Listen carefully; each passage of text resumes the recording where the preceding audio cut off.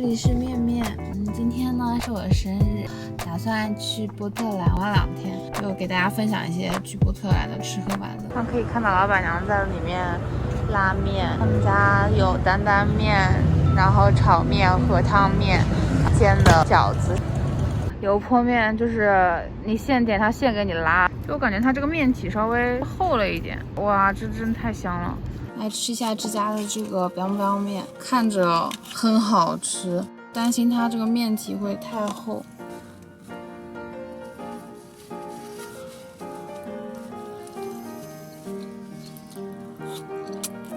我们跟他说我们要很辣，然后它确实很辣。我觉得它的辣椒有那么一点点苦。就它这一份油泼面9刀，就感觉面体本身还是稍微厚了那么一点，厚薄不太均匀，但是我觉得还挺好吃的。它这个辣油其实虽然说有点苦，但是还挺香的。它有些地方你们看就这么厚，但它比较特别的地方就是它是给你现点现拉的嘛，所以你吃到的一定是新鲜拉出来的面，辣度非常的 OK， 给中国人吃的辣度，不是给美国人吃的。站在餐车门口等的时候，看别人点那个他们家炒面，感觉炒面应该会挺好吃的。就他们家这香油其实 balance 还挺好的，它又有辣，又有那个芝麻的香，有点甜甜的，但甜味不会很重，就是提味用的。然后香菜给的很够。来吃阿芙丽啦，我点的是他们柚子风味的紫菜面，然后还点了份他们家招牌的柚子盐拉面。我现在来试一下柚子盐拉面，它汤头是属于很清淡的那种。闻着也不是很香，说实话。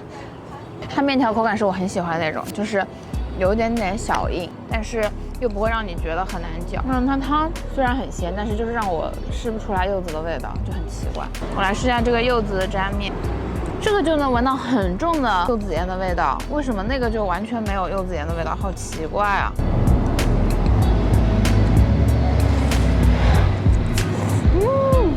这个好好吃啊，就是这个柚子的味道超级重，清新，然后它4K 面会比那个拉面本体稍微再粗一点，所以口感我就更喜欢了。嘿，我喜欢吃粗面，然后它里面加的海苔也很加分。我来试一下里面的 pork belly，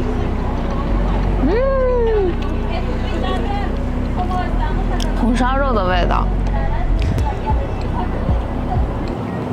他们家这个面条就滑溜溜的，一般性4K 面都会稍微有点腻嘛，因为4K 面都是拿那种猪骨那种很浓的那种骨汤来做sauce，然后这个就很清爽，很特别。因为相比之下完全不知道他们家那个柚子盐拉面在干什么，完全不知道，我好懵逼。我真的怀疑他们给错了，你要不去问一下？你看这个里面也没有柚子味，因为我们吃那个柚子盐拉面完全没有味道嘛，然后所以我们就去问店员，然后店员说应该是有单独的一份柚子酱的，并没有给我们上，所以他们重新给我们做一份。没事，他这样做起码也挽回了他们店的名声。还好我问了一下。我先喝口汤。它的这个柚子香气跟那个紫 K 面比起来就不会有这么 citrus， 就是这种酸酸的味道。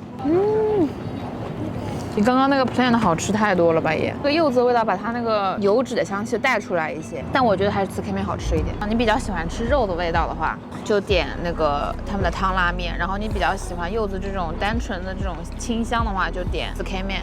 就我自己觉得还是4K 面比较特别一点吧。一般性你在拉面店吃那种细的面，要么就是比较偏硬的，或者就是太柔软，让你感觉不太到咀嚼度，但它这个就有个弹牙度在里面，有点像在吃偏软一点的那种竹升面的感觉。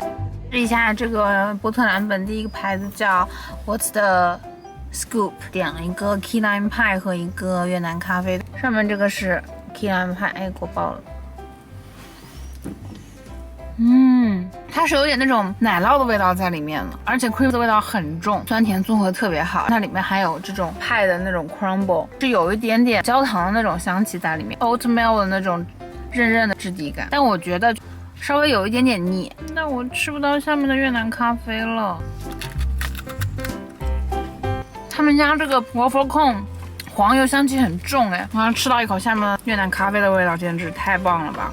赶紧把上面的挖掉。它们的越南咖啡里面，不知道你们看不看到有一粒黑色的籽，超级香滑，口感跟 Key Lime Pie 的口感不太一样，就是超级 smooth。其实我觉得咖啡真的很适合做成冰激凌的口味。他们家咖啡太好吃了。